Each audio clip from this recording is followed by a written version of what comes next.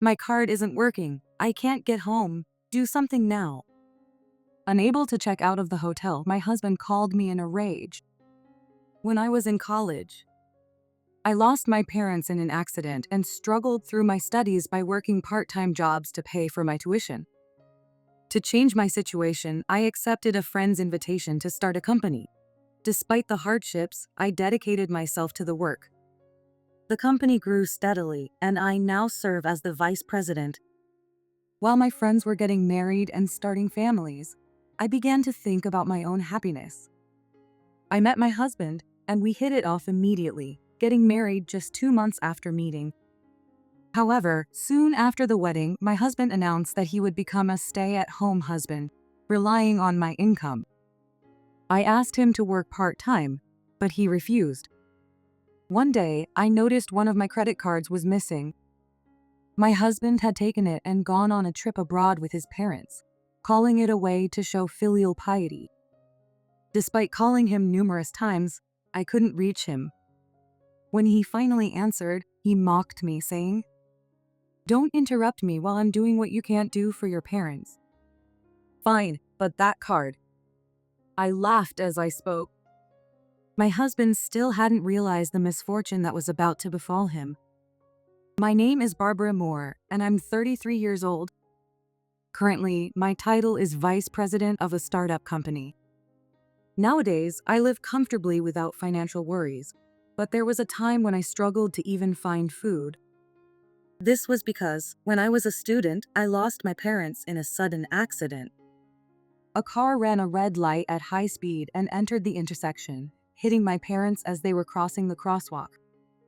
At that time, I was still a college student, thinking my life would continue as usual, hanging out at cafes and studying with friends. However, my life changed drastically after my parents passed away. The biggest challenge right after losing them was money. Finding a way to pay for tuition became my top priority. I tried to manage with scholarships and part-time jobs, but it wasn't enough. I spent every day working multiple part-time jobs, attending classes with a sleep-deprived face, until an unexpected turning point came. My friend Thomas David approached me. "Barbara, why don't we start a company together? With your intellect and my business knowledge, we can definitely succeed." David was one of the top students at our school, respected by both peers and professors. Starting a company clearly came with significant responsibilities. I couldn't stop worrying about what would happen if we failed.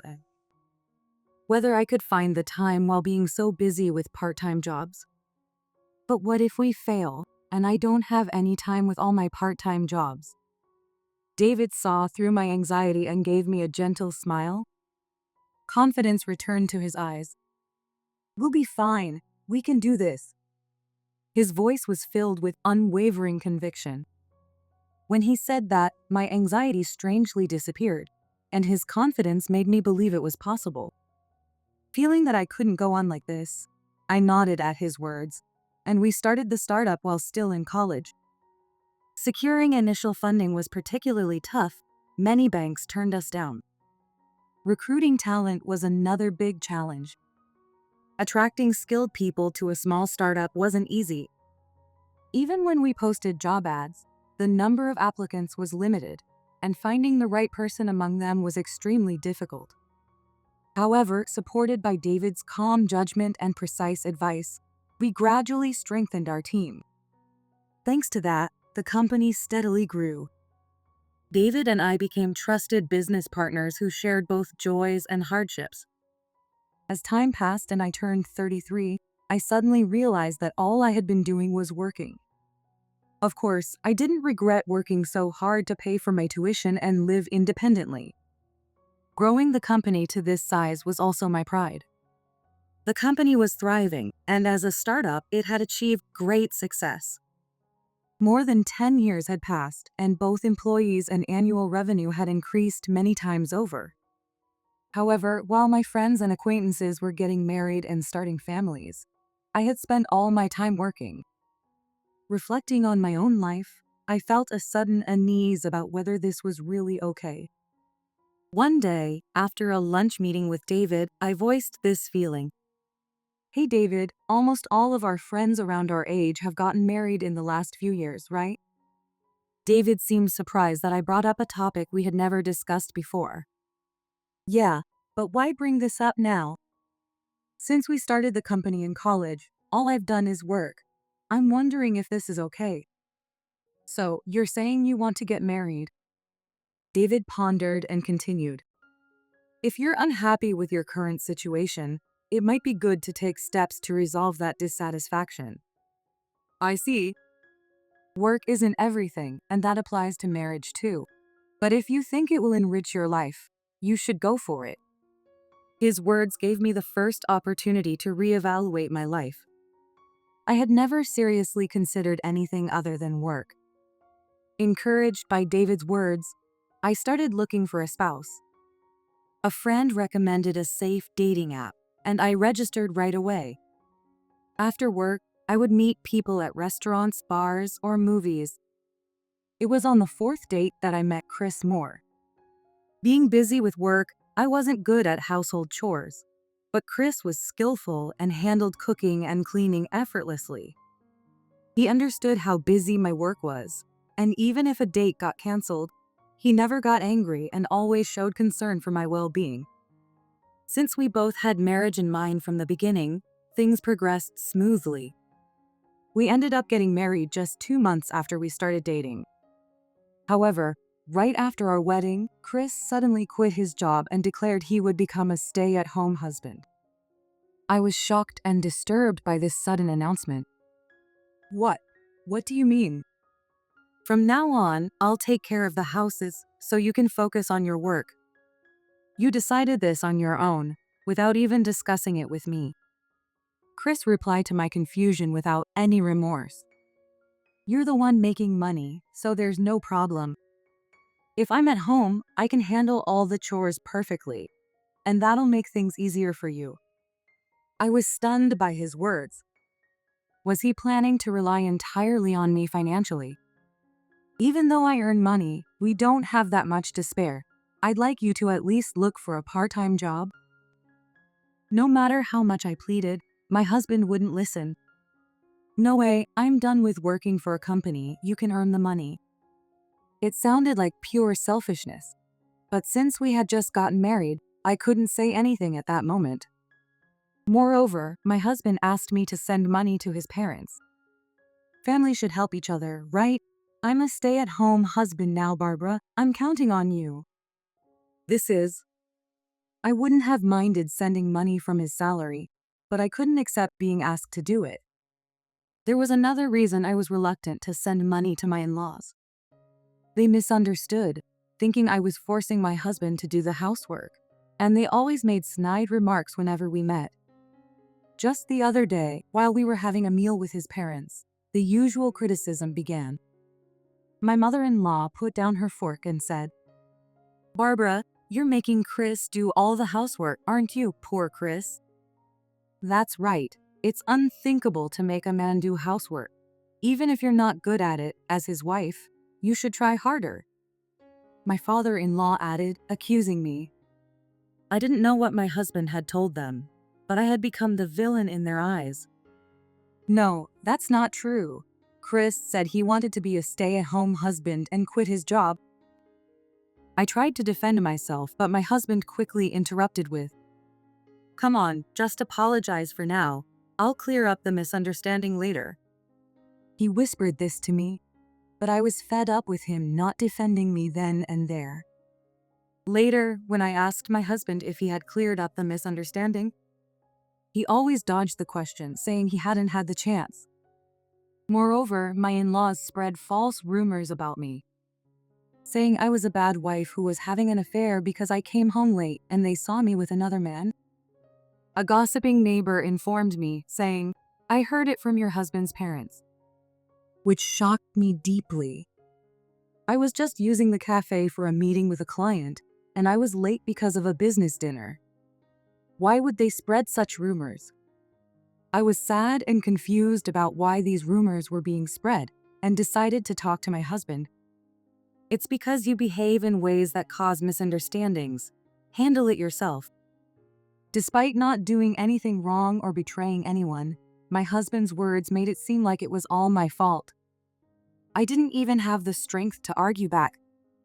Even if he told me to handle it, my in-laws wouldn't answer my calls, and my husband was no help either. This was far from the marriage I had envisioned. Hated by my in-laws and supported by my husband. One day, after enduring constant stomach pains, I went to the doctor. I thought it was stress from my husband, in-laws, and work, but I found out I was pregnant. Feeling a mix of shock and joy, I went home to tell my husband, "Chris, listen, I'm pregnant." Okay. His response was the complete opposite of what I had hoped for. He didn't even turn to look at me, just kept watching TV, sinking deeper into the couch. As if my words meant nothing. The joy vanished instantly, replaced by disappointment and sadness. My husband's indifferent attitude deeply hurt my feelings. I was so disappointed that I fought back tears and went straight to my room. The love that was supposed to be between us had faded so much. He wasn't happy at all about having a new member in our family. Can I really walk into the future with this man?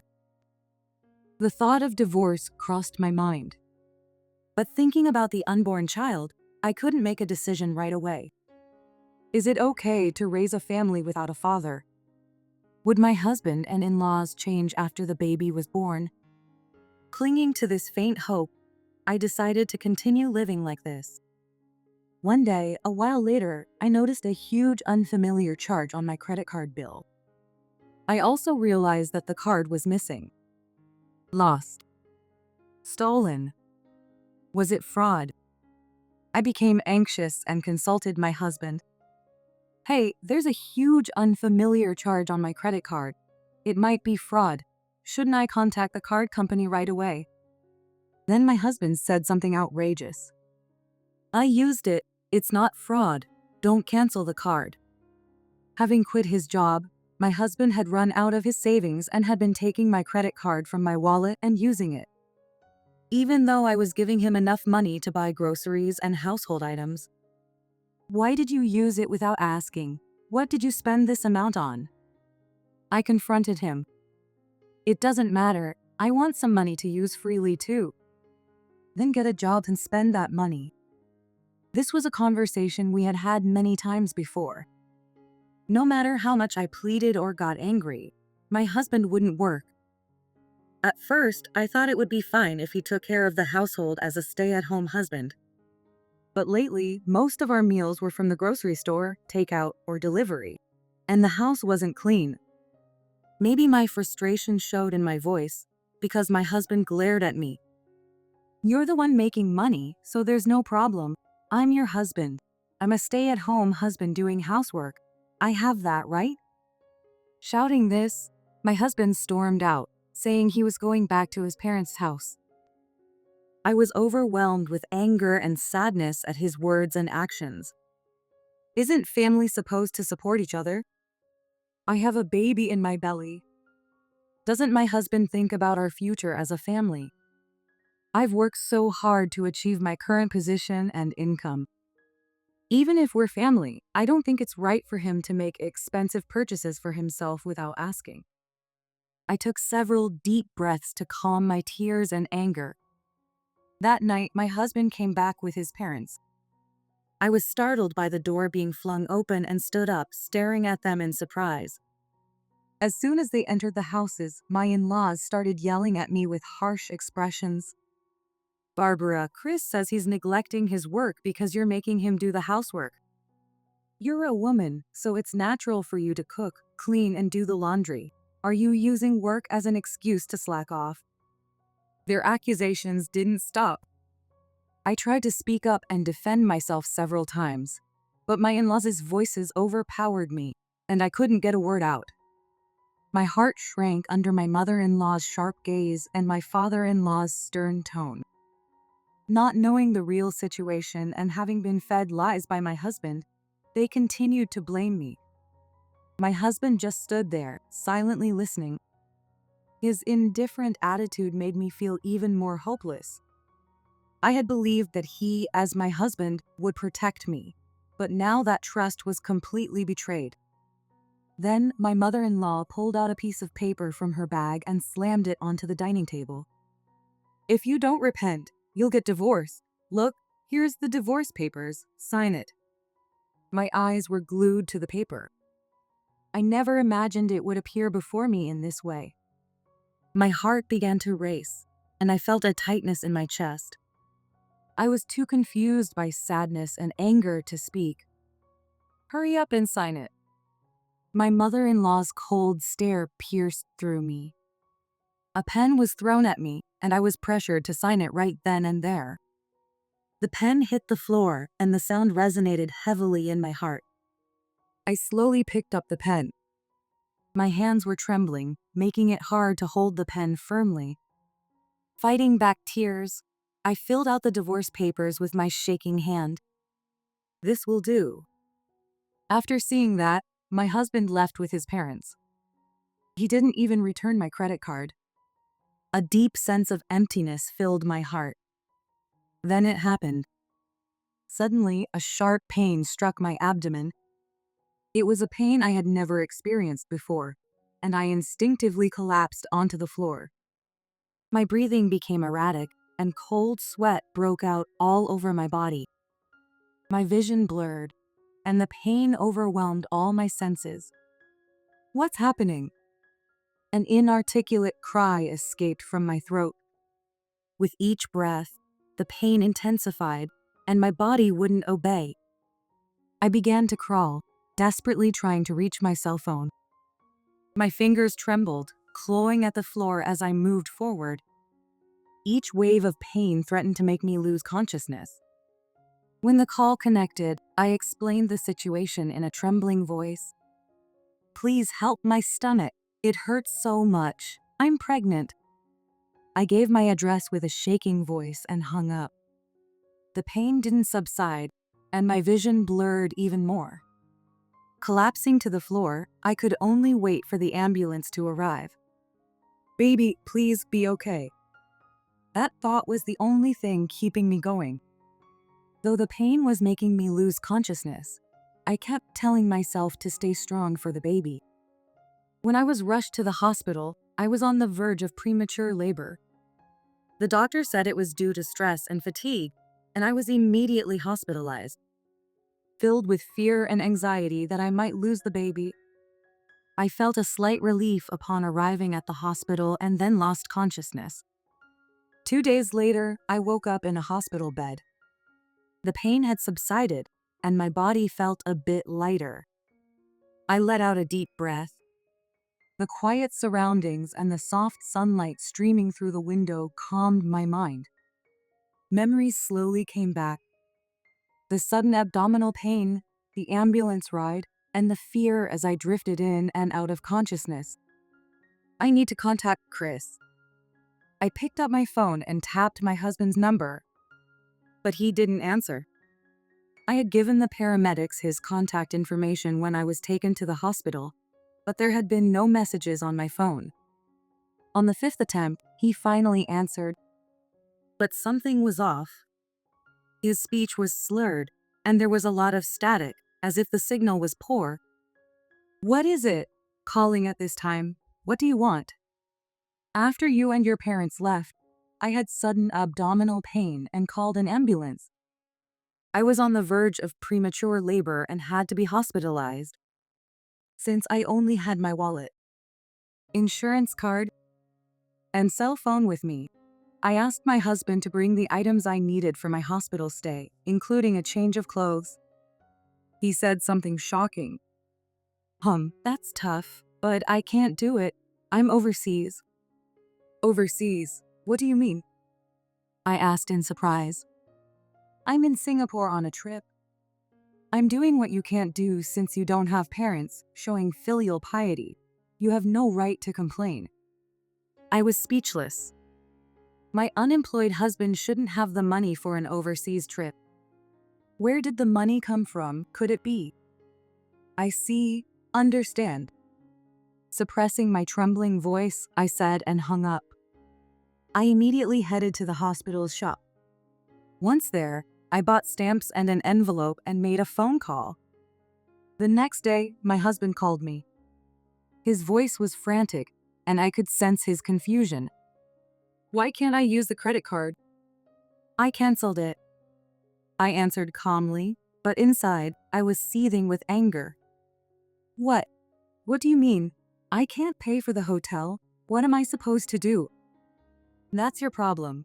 It has nothing to do with me anymore," I replied firmly. "Of course it does. I'm your husband." I couldn't help but laugh at his words. "What's so funny?" "Because we aren't married anymore, I filed the divorce papers." "No way." His voice sounded like he was about to cry. "Please, at least let me use the card temporarily so I can get home. I'm begging you." Despite his desperate plea, my heart was unmoved. "Figure it out yourself. It's no longer my concern," I said coldly and hung up the phone. 3 days later, my friend and company president, David, came to visit me. "Forget about work for now. Just focus on resting and getting better." "Thank you. This might be the first time I've had so much free time." We were joking and chatting when the door to the hospital room was abruptly thrown open. My ex-husband and his parents barged in, still in their clothes from their overseas trip. As soon as he saw my face, my ex-husband started yelling. "How could you do that to us? We had to ask a friend to send us money to get back home." "Yes, how could you put us through such a terrible experience?" The trip our son planned was ruined. Following my ex-husband, his parents also berated me. They were so furious they didn't care about the stares from David or the patients passing by in the hallway. But I remained calm. He paid for that trip using my credit card without my permission. The atmosphere in the room changed instantly. My mother-in-law and father-in-law exchanged glances upon hearing my words. Their faces showed surprise and confusion, as if they had been struck by lightning. I continued. "Your son quit his job right after we got married, saying he wanted to be a stay-at-home husband. He did the bare minimum of housework and recently almost nothing." My words echoed quietly in the room, causing my mother-in-law and father-in-law to look even more distressed. "What? Chris is unemployed? That can't be true. He said he was working." My mother-in-law's voice trembled, her eyes filled with confusion and anxiety. My father-in-law also looked at me with a mix of shock and disappointment. "He has been unemployed this whole time. I was earning all the money for our living expenses." My in-laws looked at my ex-husband in disbelief. Their eyes showed a sense of betrayal and deep disappointment. My mother-in-law bit her lip, and my father-in-law clenched his fists. Unable to bear their gaze, my ex-husband looked away awkwardly. At that moment, David spoke up. "I can confirm that Chris has been unemployed, and Barbara has been the one earning all the living expenses. She has discussed this with me." David's words left my in-laws looking utterly shocked, as if they had been struck by lightning. David calmly showed his business card and company website. My in-laws took them with trembling hands, realizing they had no choice but to accept the reality before them. Their faces were a mix of confusion and shock. "Actually, our company is currently a client on a project with the company you work for. But we don't want to do business with people who disregard their important colleagues." "No, if that's the case, what will happen to the projects, Chris? What have you done?" His voice trembled and his words were broken. He looked utterly devastated. My mother-in-law also held her head in disbelief. "How did it come to this?" Their faces turned pale with despair. "Wait, Barbara, please help us. Let's start over." My ex-husband grabbed my hand, pleading desperately. His eyes were filled with fear and desperation, and his hands were trembling. Seeing him beg after treating me so poorly and behaving so selfishly, I could only feel a sense of disbelief. "It's impossible. I won't forgive what you've done. It's over." Please, somehow. As my ex-husband pleaded, David handed him some documents. Can you still say that after seeing this? It was a report on my ex-husband's behavior that David had secretly conducted. The report detailed how he was keeping half of the money he claimed to be sending to his parents, how he was wasting my earnings at nightclub. I couldn't stand seeing my important business partner hurt, David said, looking a bit embarrassed. His eyes were filled with determination and sincerity. I felt deeply grateful and reassured by how far he had gone to help me. I've also contacted a lawyer. You should be prepared to pay alimony, David said with a businesslike smile directed at the three of them. I felt deeply grateful and reassured by how far he had gone to help me. Lying in my hospital bed, I gazed out the window. Since that day, my stress had disappeared, and I was able to avoid premature labor and safely deliver my baby. A mix of exhaustion from childbirth and joy at the new life filled my heart. David and the company members also came to celebrate, and I was enjoying happy days. Afterward, I was discharged from the hospital and moved into an apartment that David arranged for me. To ensure my ex-husband and his parents wouldn't visit, David chose a new location for my home. The new place was in a quiet area, slightly removed from the hustle and bustle of the city, surrounded by greenery and a calm environment. My new life started with just the baby and me. While I felt relief, there was also a new sense of anxiety in my heart. However, knowing that I had people who supported me gave me strength. Weeks passed after the birth, and I spent my days on maternity leave with the baby. David visited occasionally, bringing necessary items and encouraging me. One day, he came again with a gift for the baby. Barbara, how are you feeling? The baby looks healthy, which is great. Thank you, I'm managing thanks to you, David. I invited David in, gently placed the baby in the crib, and headed to the kitchen. There's something I want to talk about today. I placed the coffee I made in front of David, feeling a bit nervous. Actually, it's about your ex-husband and his parents. Did something happen? David also hired a private investigator for a while to make sure my ex-husband and his parents weren't planning to do anything to me. To pay the alimony, they had to sell their house and now live in a cheap apartment. Your father-in-law was fired from his company, so all three of them are working day and night. My ex-husband is working every day at an unfamiliar construction site. He still has the habit of slacking off from his days as a stay-at-home husband and is often yelled at. My mother-in-law works as a cashier at a supermarket during the day and in a food factory at night, with no time to rest. She has severe back pain, but neither the time nor money to visit a doctor. My father-in-law has tried to find a new job, but his age and lack of experience are major obstacles, so he can't find one. For the sake of his family, he works as a cashier at a convenience store during the day and as a janitor at night. As I listened to this, a mix of emotions swirled inside me. This was the result of their own actions. I felt a brief moment of sympathy for their struggles, but it quickly vanished. I see, but this is their own doing. It's the result of them continually betraying me. That's right. Now, Barbara, you can finally be free. From now on, you can live with your happiness and your babies as the top priority. I nodded deeply at David's words. From now on, my life is for me and my child. The pain and suffering of the past are over. Later, through my lawyer, I arranged for my ex-husband and his parents to pay back the alimony and the savings they had used as a debt.